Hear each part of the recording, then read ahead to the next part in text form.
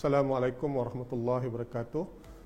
Pada penghujung tahun 2021, negeri Selangor telah diuji dengan bencana banjir, hujan yang berterusan selama 2 hari di sekitar Lembah Kelang pada 17 dan 18 Disember 2021 yang disifatkan luar jangkaan menyebabkan ramai yang tidak bersedia dan terperangkap di kediaman mereka atau di dalam kenderaan di jalan-jalan utama yang dinaiki air. Fenomena yang dikatakan berlaku setiap 100 tahun sekali ini disifatkan luar biasa hingga menenggelamkan beberapa lokaliti dan kawasan di daerah Selangor. Tempoh tersebut juga merupakan ujian kepada kami di Lembaga Zakat Selangor yang ketika itu sedang menghadapi waktu bulan puncak Disember dalam kesibukan menyantuni golongan asnaf yang menerima bantuan bagi sesi persekolahan 2022 di samping menerima kehadiran para muzaki yakni pengeluar zakat yang menunaikan zakat pada penghujung tahun.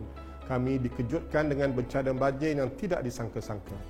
Menyedari tanggungjawab dan amanah yang dipikul, Lembaga Zakat Selangor kehadapan bersama-sama dengan agensi-agensi lain, baik persekutuan, kerajaan negeri, NGO dan lain-lain membantu rakyat Selangor yang terkesan akibat banjir termasuklah asnaf fakir dan miskin.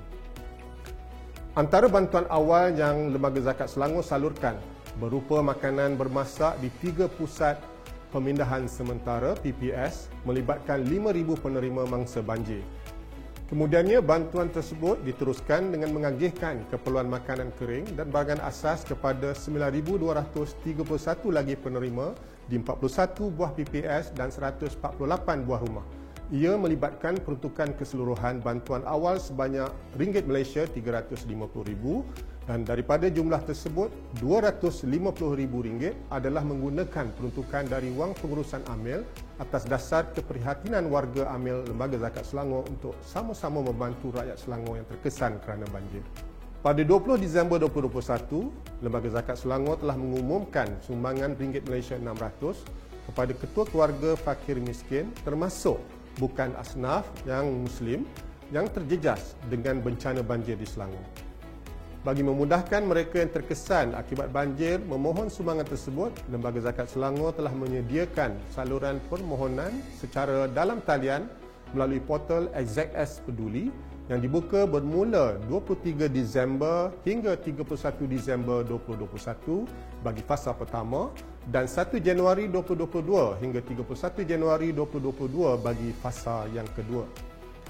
Bayaran sumbangan ini telah dikreditkan bermula 28 Disember 2021 sehingga 11 Februari 2022 seramai 40,943 penerima telah menerima sumbangan LZS Peduli melibatkan agihan zakat sebanyak 24.6 juta. Susulan daripada itu juga, LZS telah menyediakan bantuan pasca banjir bukan sahaja kepada keluarga malahan institusi yang terlibat dengan banjir di Selangor. Sebanyak 32 buah rumah telah dikenal pasti untuk dibina baru melibatkan peruntukan sebanyak 3 juta ringgit, manakala sebanyak 4.72 juta ringgit diperuntukkan kepada 150 penerima bagi bantuan baik pulih rumah. Sehingga Februari 2022, sebanyak 139 rumah telah dikenal pasti untuk dibaik pulih di Selangor. Sementara itu, sebanyak 7.5 juta ringgit juga diperuntukkan bagi membantu 150 masjid, surau dan sekolah agama di Selangor yang terjejas teruk akibat bencana banjir Disember lalu. Melalui peruntukan pasca banjir itu, setiap masjid, surau dan sekolah agama menerima sumbangan zakat maksimum sehingga RM50,000 bagi menggantikan kapet, peralatan masjid, perabot, sekolah dan buku teks yang musnah ekoran banjir. Sehingga kini sebanyak 76 buah masjid dan surau beserta 34 sekolah agama yang mengalami kerosakan dan memerlukan penyelenggaraan telah dikenal pasti.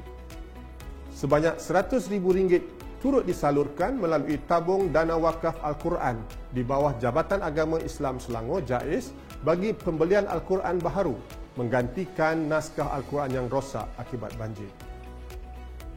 Terima kasih semua pengeluar zakat di Selangor yang bersama-sama Lembaga Zakat Selangor selama ini. Sesungguhnya zakat yang dikeluarkan amat memberi manfaat kepada ribuan mereka yang terjejas di luar sana akibat banjir termasuklah golongan asnaf.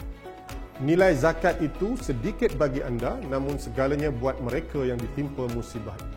Terima kasih juga kepada Majlis Agama Islam Negeri dan Pusat Zakat Negeri lain yang sama-sama membantu sewaktu Selangor dilanda musibah duka ini.